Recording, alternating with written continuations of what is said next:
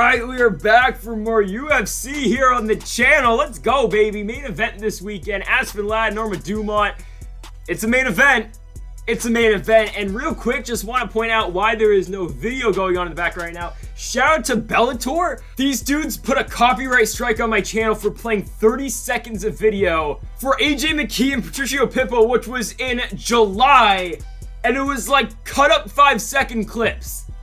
That warrants a copyright strike. I don't get it, but shout out to Bellator. I got a copyright strike now on the channel. But let's get into this just pure awesome card here with the UFC this weekend. And also, yeah, while you're at it, go make sure to hit that subscribe button down below. Let's now get into this 11 fight card preview. Starting off the card here with Carnelossi and Istela Nunes. Nunes coming over from one championship, had 3 fights over there. She went 2-1, only losing 1 fight, and it was to Angela Lee, who is their strawweight champ over there. And she lost that fight in the second round by submission, but Nunes is a good fighter, but she's taken on Carnelossi, who really impressed me in her last fight in the UFC. It was her second fight. It was against Liang Na on UFC 261. It was the first fight back with the crowd in Jacksonville. It was like the first fight in the prelims. Tremendous fight, like a very underrated fight. Both those women just really went for it early in the fight, and Carnelossi was very impressive in that one. Her striking looked very good. Her grappling looked very good as well. And yeah, I mean, Carnelossi looked very good in that fight. I was very impressed. Because her first fight in the UFC was Angela Hill.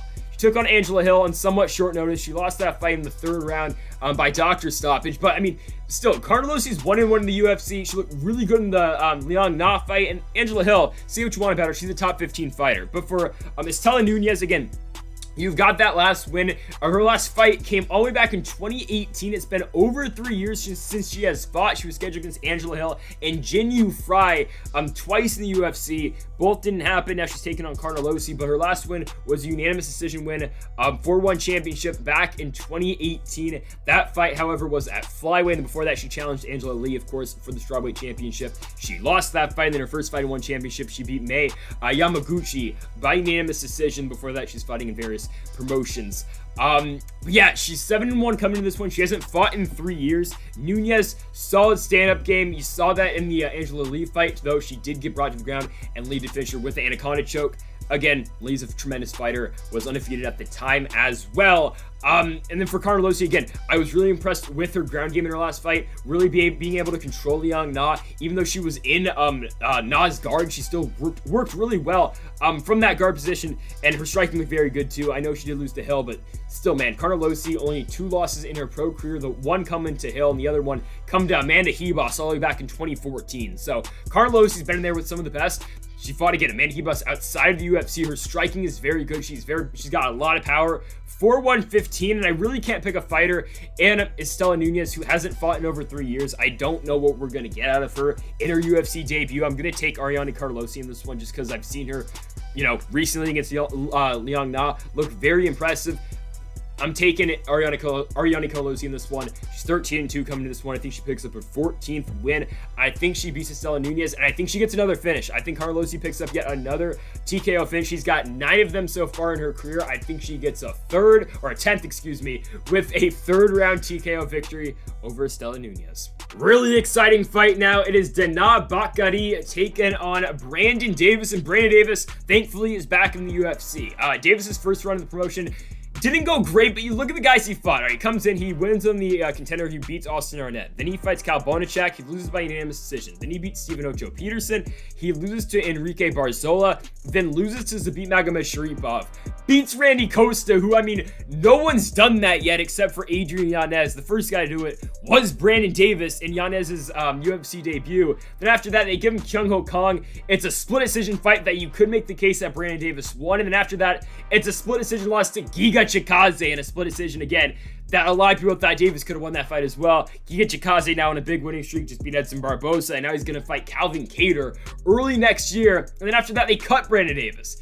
Davis, since then, though, has picked up 4 straight wins for Gulf Coast MMA, picking up 4 straight wins in the state of Mississippi, winning their bantamweight championship in the process. It's a split decision win over Brad Kelly. It's a rear naked choke win in November 2020. It's a decision win in 2021, and then it's most recently a TKO finish in the first round to defend his bantamweight championship against Josh Huber. That was in August of this year. Davis getting a quick turnaround now, taking on, though, a very good fighter in Dana Bakari. And Dana Bakari, The Mongolian fighter is a monster. He came to the UFC, his first fight, it's against Altang Lee. It's a tremendous fight. Go watch it back. Those two dudes went to war in Shenzhen, China. It's a close fight, but Altang Lee wins it. Then he takes on Guido Canetti. He knocks out Guido Canetti pretty viciously and pretty violently in March of 2020. Turns around the next year, takes on Kevin Natividad, UFC 261 in Jacksonville, knocks him out in 50 seconds. Danaa Bakari's got tremendous power. He's a tremendous striker, and Brandon Davis will always bring it as well.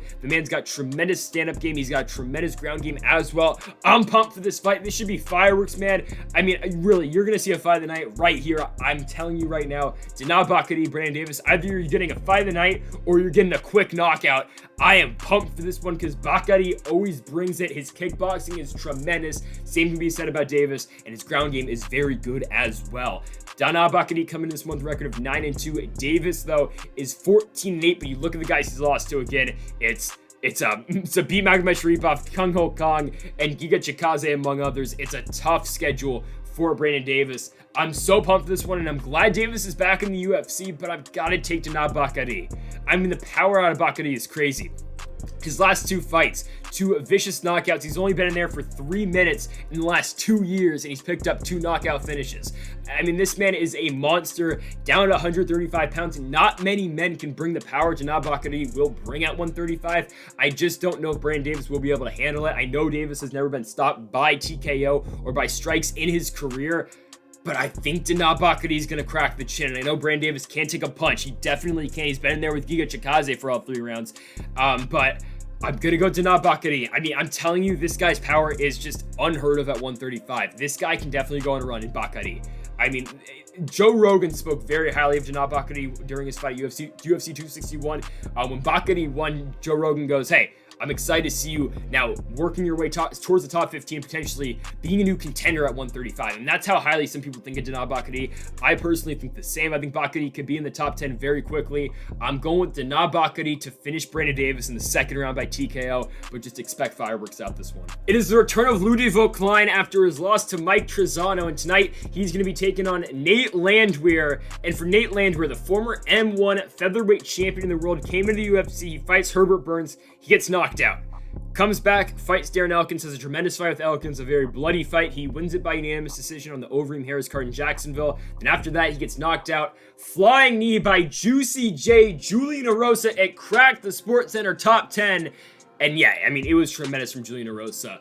Ludovic Klein, though, is one of these guys who, if he can get his offense going, if he can get his strikes going, this guy's dangerous. And I know he did have that setback against Trizano. He lost that fight by unanimous decision. We can wash that one out because I don't think Klein's going to have too many problems with Nate Landwehr in this one. I mean, you just look at this one stylistically. Nate Landwehr's a guy who's just going to come into a fight. He's going to try to throw bombs and he's going to try and knock your head off. I mean, Landwehr just really doesn't give a damn. But it's kind of tricky, though, because Landwehr's been knocked out twice in his last 3 fights. Kind of concerning. You come into a fight against a guy, Ludovic Klein, who's always looking for the spectacular knockout finish. You saw that in his first fight in the UFC. He knocked out Shane Young in a minute. UFC 253, Adesanya Costa. Big knockout finish for Klein.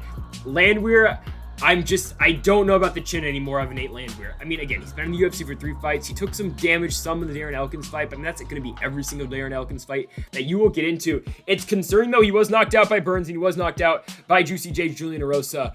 And Erosa, again, came in there with a tremendous flying knee, so you can't really put much on it. But Ludovic Klein, very good kickboxer. He's going to throw a lot of head kicks. He's going to come at his opponents. You might even see Klein take this one on the ground. I can definitely see it as well. Klein's got a pretty solid ground game compared to Nate Landwehr. Landwehr, not much of a threat on the ground.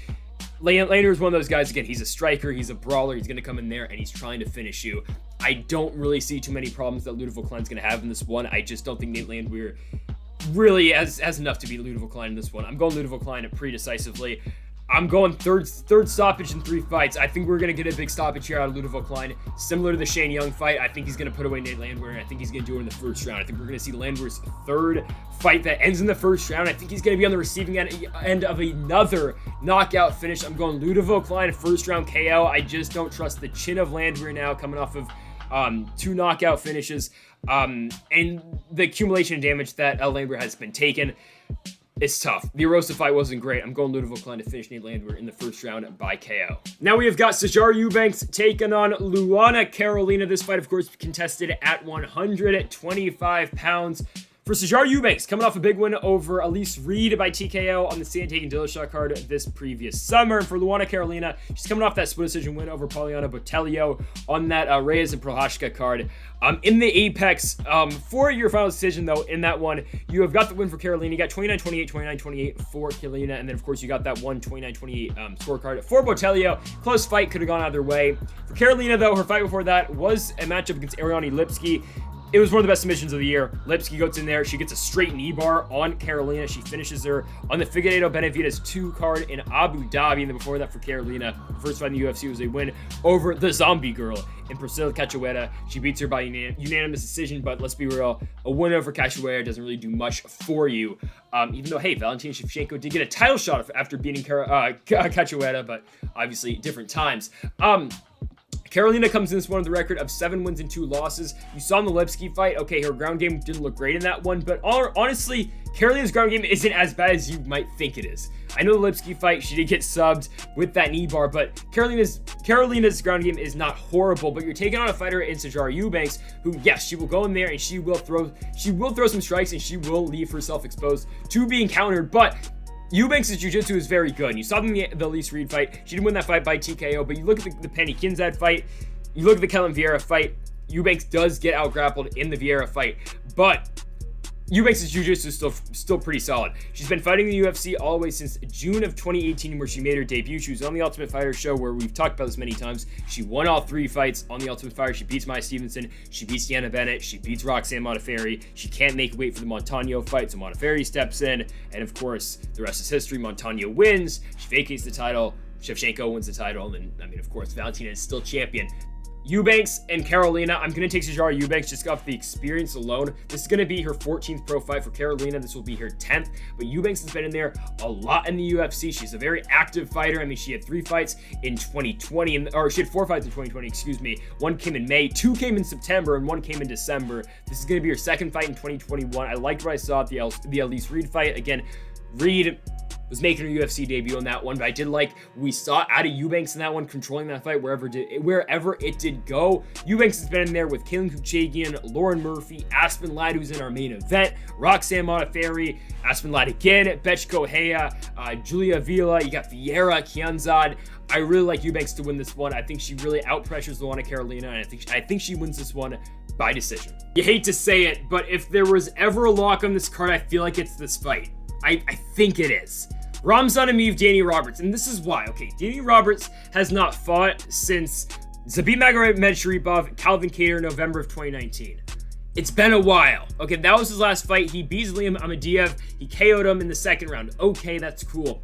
Ramzan Emeev last fought. He beat David Zawada by split decision. Yes, it was a close fight. Holloway Kattar in Abu Dhabi, but still, Emeev looked very good in that one. His wrestling looked good. His control looked very good on the ground. I liked what I saw at Emeev in that fight. Okay, before that, he beats Nicholas Stoltze. More of the same. Beats him by unanimous decision. He's got that one setback against Anthony Rocco Martin, but if you really flush that one out, you've got a win in the UFC in his debut over Sam Alvey, which is a tough first fight in the UFC. And 2017 Sam Alvey, a lot tougher than 2021 Sam Alvey. Then after that, picks up a win over Alberto Mina by unanimous decision. Then after that, beats Stefan Sekulic by unanimous decision as well in Russia.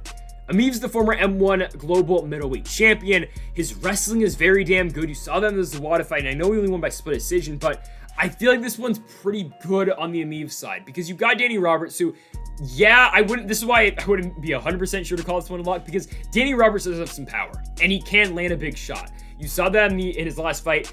Now, he was on the receiving end of a big flying knee by Michelle Pereira back in Rochester in the first round of the Dos Anjos Lee card, but Roberts will always have power. I mean, he had that big knockout over Bobby Nash, I do believe it was. In 2017, yeah, it was Bobby Nash. He had the Dominic Steele victory. I know it was a decision win, but we've seen him on the wrong end of some knockouts as well. You saw the Mike Perry fight. Perry finished him in the 3rd round, UFC 204. He got finished again by Pereira. He got beat by Nordine Taleb by TKO. Taleb head kicked him in Canada. And then you got the submission to Claudio Silva, but Claudio Silva, I mean, that guy's jiu-jitsu is really damn good. We don't see him often. I know he just lost back-to-back fights to Court McGee and to James Krause, but Claudio Silva is a good fighter, and if Claudio Silva can get you to the ground, it's trouble. So Danny Roberts, though, I just don't think he's going to be able to stuff the takedowns of Ramzan Emeev. I don't think he's going to be able to. Now, on the feet, yeah, Roberts, sure. Could he land a big bomb against Emeev? He definitely could. I think Emeev's striking, though, is good enough to the point where he's going to be able to close distance. He's going to be able to land a takedown on Danny Roberts, and he's going to be able to consistently land that takedown throughout 3 rounds. Because I'll bring this up. Mackenzie Dern, Marina Rodriguez. Mackenzie Dern in the second round, okay, crap. I mean, she works in the clinch really well. She gets that big trip against Rodriguez. She's dominant on the ground. I scored a 10-8 for Mackenzie Dern. You're thinking, okay, the 3rd, 4th, 5th rounds, we're going to do the same thing. Mackenzie Dern's going to drown her on the ground. Mackenzie Dern's going to win the fight, and she's going to be probably the #1 contender. Didn't go that way, right? Marina Rodriguez learned. She stuffed the takedown in the 3rd, 4th, and 5th rounds. Mackenzie Dern really didn't get to that point, though, because she couldn't close distance. Right? Her striking wasn't good enough to the point where she can make Marina Rodriguez think that her striking is good enough to let her guard down and eventually either work for a double or work in the clinch and work for another one of those trips.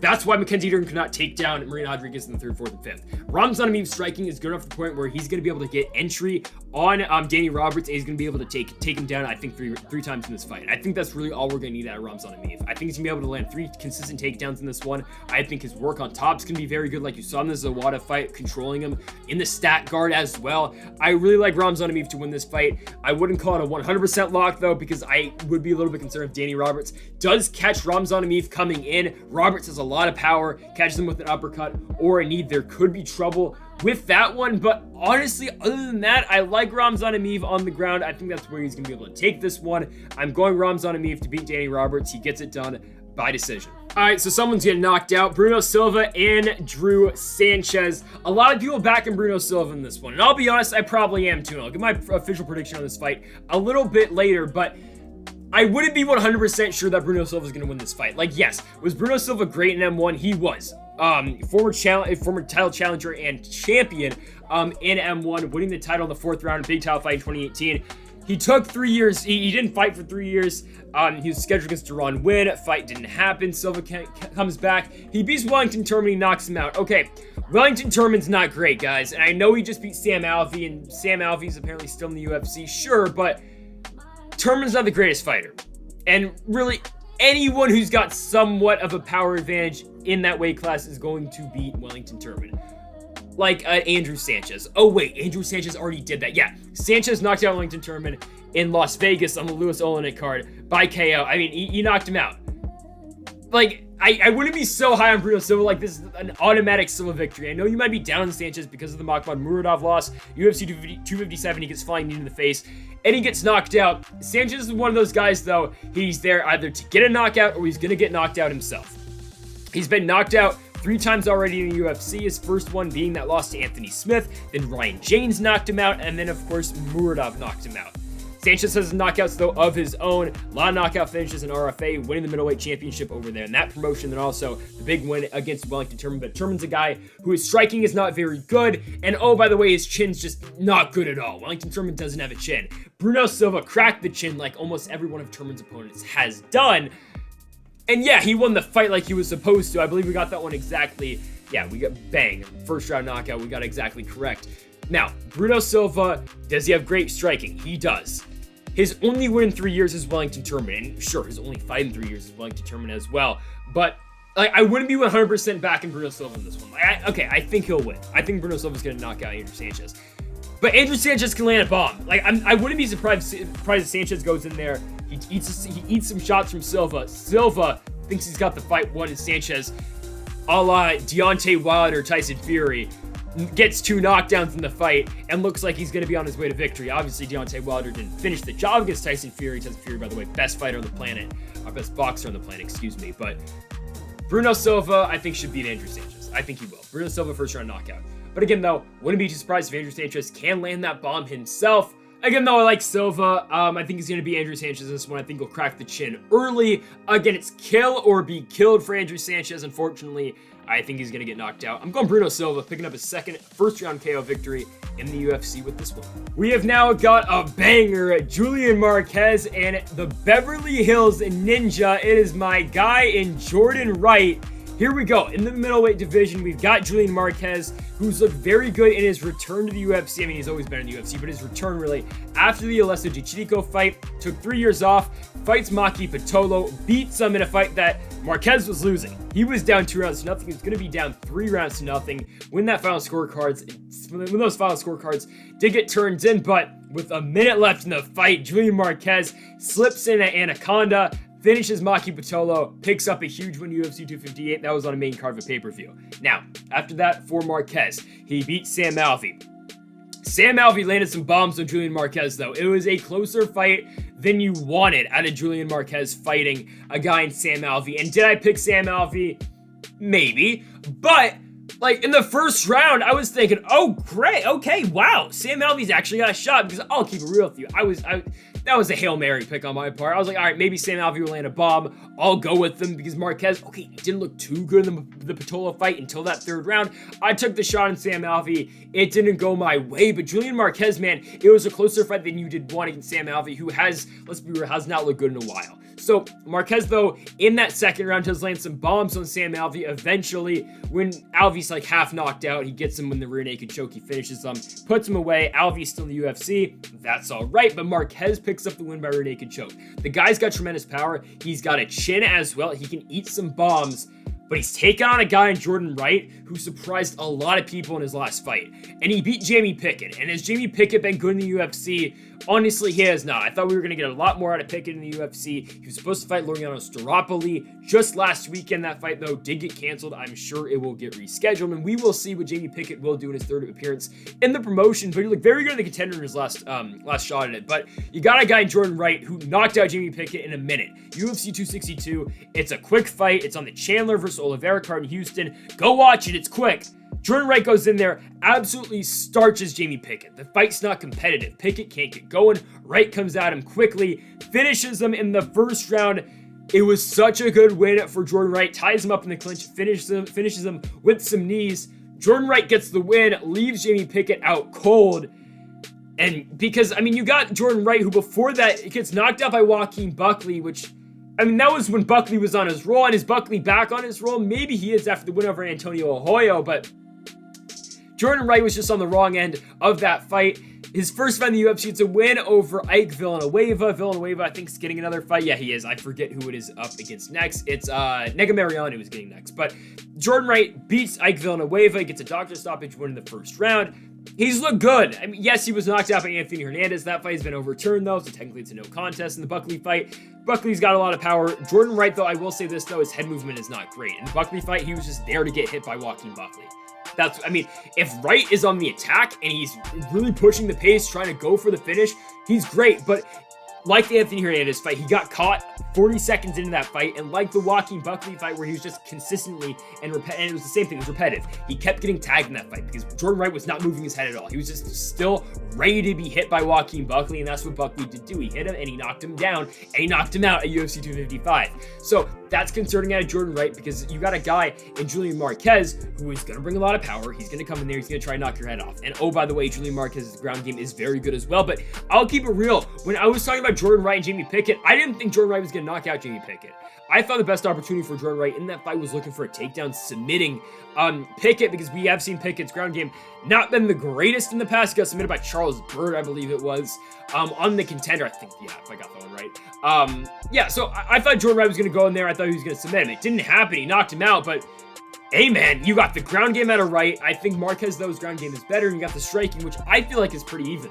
So, hey, I'm going to take a shot on Jordan Wright in this one. I'm going to take Jordan Wright to be Julian Marquez.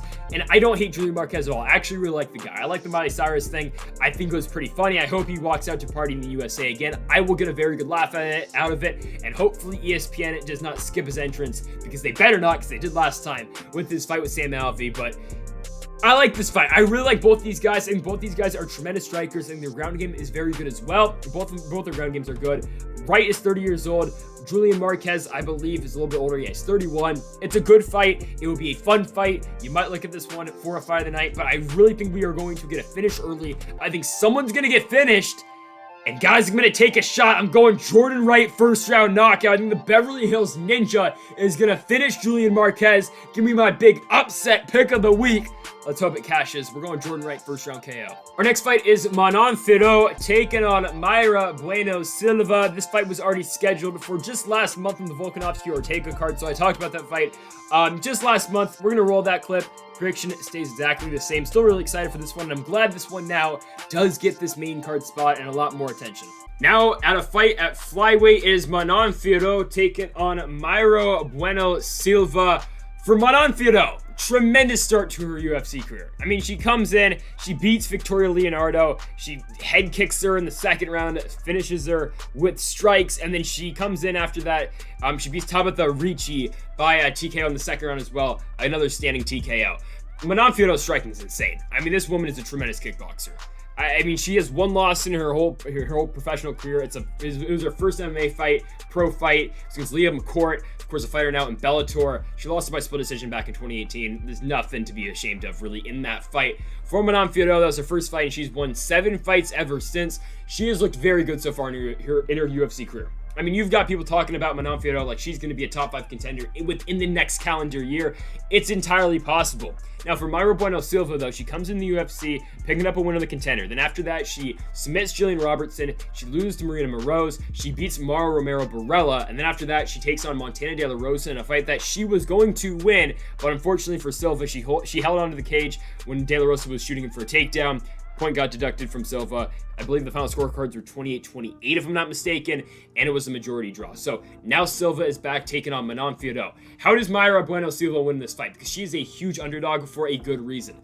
She's got to try to take down Manon Fiorot. Now, we are going to finally see how good of a grappling game Manon Fiorot does have. Nothing against the opponents she has fought in the past, but the fighters she's fought in UAE Warriors and Tabitha Ricci too, they're not on the level of Mayra Bueno Silva. And it's not like Mayra Bueno Silva is like, what, the Damian Maia of women's flyweight, but at least it's going to be a test. We are going to see how good of a grappling game Manon Fiorot does have. We are going to see her potentially in some trouble because you know Silva is going to try to get this one to the ground most likely, but Mayra Bueno Silva's got a pretty solid stand-up game too. But, I mean, obviously, it's Manon Fiorot. She's going to destroy her on the feet. So we will see how good Manon Fiorot's grappling game really is in this fight. Now, besides that, though, Manon Fiorot is not losing this fight. She's just not going to. And I know she beat Victoria Leonardo on Tabitha Ricci, 2 fighters that probably should fight each other next, really, to see who stays on the UFC roster. But, I mean, for Fiorot, again, she looks so good in the Leonardo fight. She looks so good in the Ricci fight as well. Her striking is that damn good. And again, for Silva, she had a kind of a competitive fight with Montana De La Rosa. She barely, she submitted Romero Barella. She lost to Marina Moroz. I mean, she's 7-1-1. They didn't do her any favors in this fight. Like, I don't know how many ways I can put it. Manon Fiorot is going to win this fight. She'll probably stop Mayra Bueno Silva as well.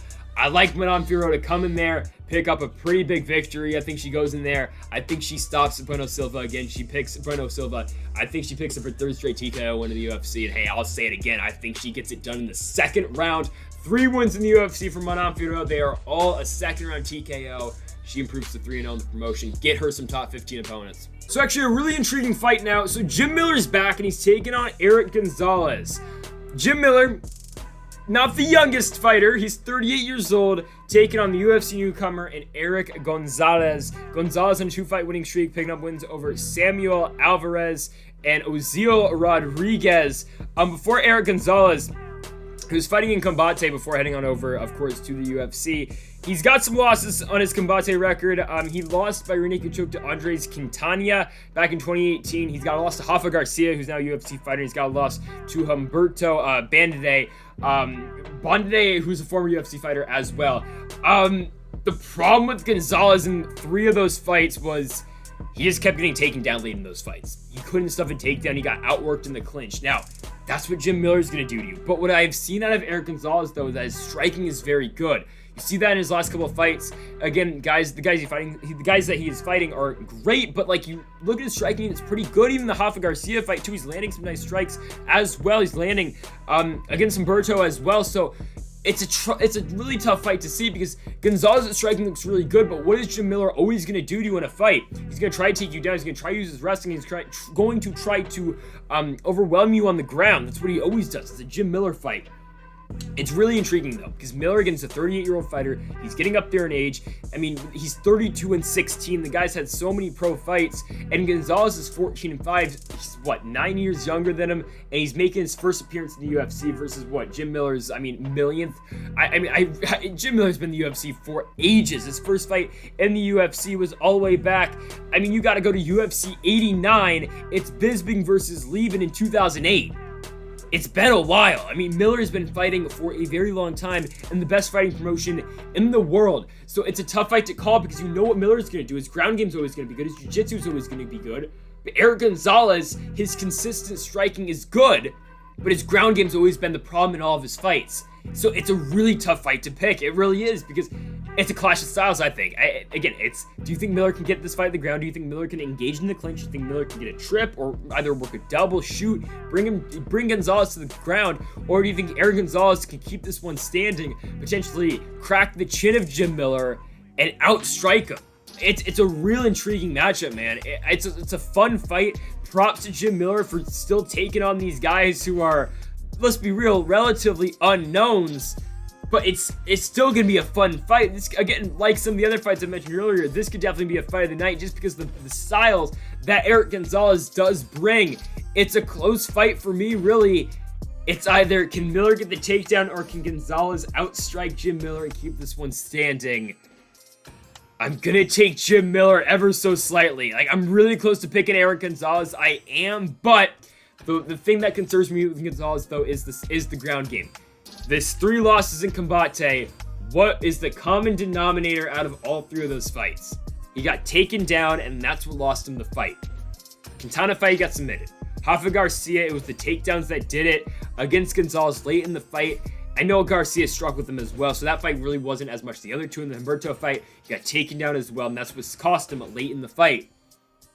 Gonzalez, though, his striking's great. If this is a kickboxing fight, Eric Gonzalez is going to beat Jim Miller, but this is a mixed martial arts fight. Jim Miller is going to be able to go for that takedown. He's going to be able to work in the clinch. He's going to be able to fish for submissions. I think eventually Jim Miller is going to get to Eric Gonzalez. I think eventually he's going to be able to land that takedown, work his positioning well on the ground, and with all I've seen with Eric Gonzalez, it should lean towards a Jim Miller submission victory. So I'm going to go with Jim Miller to eventually get that takedown, work for a submission, and I think Jim Miller is going to sub Eric Gonzalez in the second round. I think it's going to be a veteran performance here for the 38-year-old in Jim A10 Miller. Co-main event time. The former UFC champ is back, and of course is Andrei Arlovski, and also, All Elite Wrestling appearances? I don't know. Arlovski's been on AEW recently. Judo Santos is going to have a match on Rampage on Friday. That's pretty cool. Judo Santos is going to be in a ring with Chris Jericho and Bellator fighter Jake Hager and the Spanish god Sammy Guevara. But yeah, back to the MMA. Andrei Arlovski and Carlos Felipe. It's a fight at heavyweight, and for Carlos Felipe, this man, he gets into some close fights. That's the first thing that comes to mind when I think Carlos Felipe. He comes in the UFC, beats Sergey Spivak, or loses to Sergey Spivak. Felipe thought he won the fight. I think everyone else thought Spivak won, but Felipe thought he won. He was pissed at the decision. Don't really see it, but it was a close fight. The Yorgane Castro fight was a co-main event, home Aldana. Maybe one of the worst heavyweight fights I've seen. It was a co-main event. I don't remember much of that one. It was one of those later cards. They put that fight night on like at 7:30 at night. It was after college football. I was tired. I don't remember anything from that fight. I rewatched it, and I rewatched it like a day ago, and I still don't remember anything from that fight. It's a boring fight. Felipe works his boxing onto Castro. Yorgane Castro is still gun shy in that fight. He really just couldn't pull the trigger, and Felipe, yeah, he took advantage of it. It was a good win for Felipe. It was a technical fight, as some MMA purists would say. Sure, Felipe won the fight. Okay, after that, he beats Justin Tafa. It's a close fight, and that was a good fight, though. The DeCastro fight was horrible. The Tafa fight, tremendous. The fight never gets talked about because it was on the same night as Holloway Cater, and 3 days later, Mike Davis and Mason Jones had a banger of a fight on a Wednesday morning. It was a good fight on the prelims of, I believe, it was Magny and Chiesa, but Felipe Tafa was great. They had that moment in the fight where they're doing like the boxing thing. They put both their heads together and they just keep unloading on uppercuts. It was a tremendous fight, Tafa and Carlos Felipe. And then after that for Felipe, he takes on Jake Collier. It's a close fight, and it's a split decision win for Felipe. He wins back-to-back split decisions against Tafa and Collier. He beats Yorgane Castro by unanimous decision, and he loses by majority decision to Sergey Spivak. This guy gets into close fights. Some of his fights are very entertaining. The De Castro fight just wasn't, but Felipe's a solid boxer. You know what you're going to get across Felipe. I will say he doesn't have the most power. He really doesn't. He couldn't put away Tafa. He couldn't put away Collier. I know Justin Tafa, though, has got a tremendous chin. Maybe you wouldn't say the exact same thing about Jake Collier. He got cracked by Tom Aspinall, but Tom Aspinall's a guy who, I mean, that guy's going to be in the top 10 of the division for a long time. Also, Collier did get cracked by, who was it? Oh, he got cracked by Vitor Miranda and someone else, but he's been knocked out 3 times in the UFC, has Collier. So maybe, I mean, Felipe really couldn't crack the chin of Collier. Arlovski's chin, say what you want, still holding up, I would say. I mean, he's been knocked out 11 times, but, okay, hear me out. He took some bombs against Felipe Lins. He took some bombs from Tanner Boser. He took some bombs from Chase Sherman, and he won those 3 fights. And Ben Rothwell, too. I know Arlovski's been knocked out a lot. Biggie Boy, Ngannou, Overeem, Miocic, Fedor, Tim Sylvia, if you want to go back, Pedro Hizzo, Rico Rodriguez. He's been knocked out a lot, but like, it is still kind of holding up. And Andre Arlovski's in this role where he's just taken on all these young heavyweights. Recently, I think I said this when he fought Chase Sherman, but you go down the list of guys like the young up-and-coming heavyweights he's fought, you go all the way back to when Francis Ngannou was a relatively unknown fighter. Arlovski was Ngannou's real first big break into the UFC, and Ngannou beat him. Then he fought Tybura, did Arlovski. He lost. Then he fought Tai Tuivasa when Tuivasa was, climbing the ranks. He fought Abdurakhimov, who Abdurakhimov is an older fighter but still trying to make his way up the ranks. Arlovski fought him and lost. Walt Harris, more the same, lost that fight. Augusto Sakai, more the same, lost that fight. Biggie Boy lost that fight. Felipe Lins won that one. Tanner Boser won that one. Aspinall lost. Chase Sherman won. Arlovski is always taken on these younger fighters who stylistically are tough matchups for him. He keeps taking them, and more the same in Carlos Felipe, because Carlos Felipe is going to come out there, he's going to try to strike with Arlovski, he's going to try to shut the lights off, because what does Felipe do? What is the only thing Felipe does? He boxes. More the same out of Arlovski. I know Arlovski's sambo is pretty solid as well, but at this point of Arlovski's career, he's really not going to that. So we're going to see a boxing fight with Andre Arlovski and Carlos Felipe. It should be a close one, man. Arlovski has been on a roll recently. He's looked good in the Lins fight, looked good in the Boser fight. In the Boser fight, I was all big on Tanner Boser at the time. I thought Boser was going to run right through Andre Arlovski. It didn't happen. Aspinall, I mean, everyone thought Aspinall was going to win that fight. He did, and I picked Arlovski to beat Sherman. Can Carlos Felipe solve the Andre Arlovski puzzle? I don't think he's going to. Like, I think this is a fight Arlovski can win. Felipe, say what you want about Felipe. His striking is good, and he knows how to point and fight very well.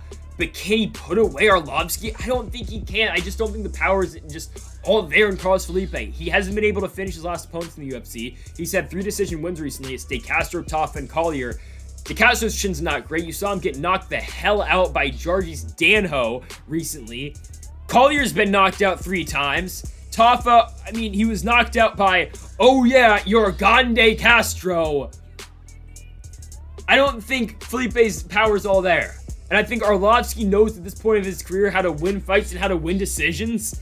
I'm going on Arlovski to outpoint Carlos Felipe and out Carlos Felipe, if that makes sense. I think, honestly, Arlovski's going to fight a technical fight. I don't know if this one's going to be the most entertaining, but I think he's going to fight a technical fight against Carlos Felipe. He's going to find a way to win each round. I'm going Andre Arlovski to win this one. I think he wins all 3 rounds. I think it's going to be a very competitive 3 rounds. You might see some scorecards for Felipe, but ever so slightly, I'm going Andre Arlovski. I think he beats Carlos Felipe by unanimous decision. Alrighty, main event time. It is Aspen Ladd and Norma Dumont. It's a number 1 contenders fight. It's really all this is. Dumont and Ladd, the winner of this fight, will be fighting Amanda Nunes. I feel pretty good about it. No matter how Nunes' next fight goes against Juliana Pena, like, I think this is what is next, because I don't think Nunes is fighting Shevchenko next. I don't think that's what's happening. I think there's still some fights for Shevchenko 125. I don't think they go immediately to that one. I think Shevchenko's got to win one more fight before she gets to that one, just considering the schedules that Shevchenko and Nunes both do have. And I think Nunes will probably go up to 145 one more time before she does fight Valentina. So I think the winner of this fight will be getting a title shot. And it's crazy to me that Aspen Ladd is a fight away from a title, considering her struggles at 135 making weight. What we have seen out of Aspen Ladd fighting-wise has been great. But she has struggled to actually step into the octagon. It's been the weight issues. We can go through her entire UFC career right now. She comes into the UFC, she beats Lena Landsberg. And what does Aspen Ladd do very well? She gets fights down to the mat, and she works her ground and pound. Some of the best ground and pound in women's MMA. That is undeniable. Aspen Ladd's tremendous at that. So that's what she did to Lena Landsberg. She did the same thing to Tony Evinger. Eubanks looked very good in that one, outpointed her. Durandamy, she just gets caught with the hook, or with the cross, 16 seconds into the fight. Nothing you can do about that one. More of the same in the Yana Kunitskaya fight. In the third round, she's like, all right, I'm just going to go for it. Ladd aggressively goes after Yana Kunitskaya, puts Kunitskaya down, and finishes her with her tremendous ground and pound. Since then, it has been trouble for Aspen Ladd. She's booked to fight Juliana Pena. The fight does not happen. Pena gets hurt. She's supposed to fight Sarah McMahon. Fight doesn't happen. Why? Aspen Ladd tears both her MCL and ACL. Yikes, she's supposed to fight Macy Chasson. Not her fault, Chasson gets hurt. They booked the fight again just last month, 2 weeks ago. Ladd can't make the weight. I mean, you have the scary thing where she's on the scales, she can't make weight, similar to what happened before the Leslie Smith fight back in 2018. It's concerning when Ladd just tried to go down to 135, because she just looked horrible trying to make weight for Macy Chasson, the Macy Chasson fight. Luckily, she's up at 145. I think this is the best move for her, because ultimately, the goal at 135 is Amanda Nunes, right? I mean, because, let's be real, do you think Pena's beating Nunes? I don't think she's going to. Like, do you think Holly Holm could eventually beat Nunes at 135? I don't think Holly Holm thinks that, because I think she's trying to get the fight at 145, considering this was supposed to be Holly Holm versus Norma Dumont. Do you think Miesha Tate can beat Nunes? I don't think so. I just saw that fight, given it was 5 years ago, but I don't think Tate's made the adjustments necessary to beat Nunes. Do you think Durandamy gets the fight? I don't think so, because Durandamy's already lost twice to Nunes, so they're not going to do that fight again. And then other than that, who you got? You got Macy Chasson. She's not beating Nunes. You got Ketlin Vieira. Like, come on. The only fight's Shevchenko, but do you want to fight Shevchenko eventually? So, ultimately, it's weird, like, because Ladd, 35 versus 45, you're going to have to fight Nunes no matter what. So, here we go. Let's fast track her to the title. Let's get the fight at 45 and see what happens. The pathway to a title shot is so much easier at 145 as well. Because at 135, you're looking at a winner of Macy Chasson, then you're probably getting the winner of Miesha Tate and Ketlin Vieira, and then maybe you're getting a fight against Durandamy again. I mean, that's like 3 fights. Here, you beat Norma Dumont, you're the champion. Because if you want to make unofficial rankings at 145, this is what it is. It's the champ Amanda Nunes.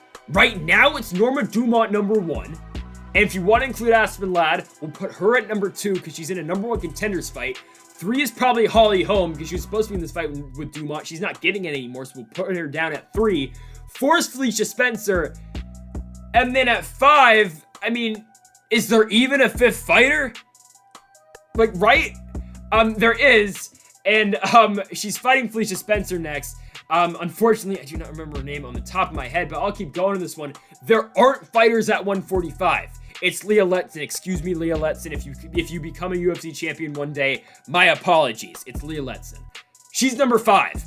Those are the 6 fighters at 145. If I'm forgetting someone again, excuse me.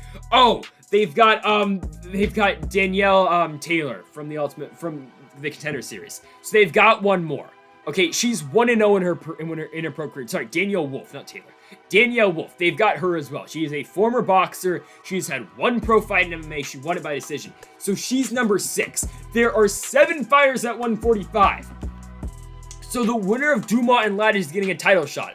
What has Norma Dumont done at 145? Okay, she comes in. She gets knocked out by Megan Anderson in 3 minutes. Great. The UFC let Megan Anderson go. Where is she going? I don't know.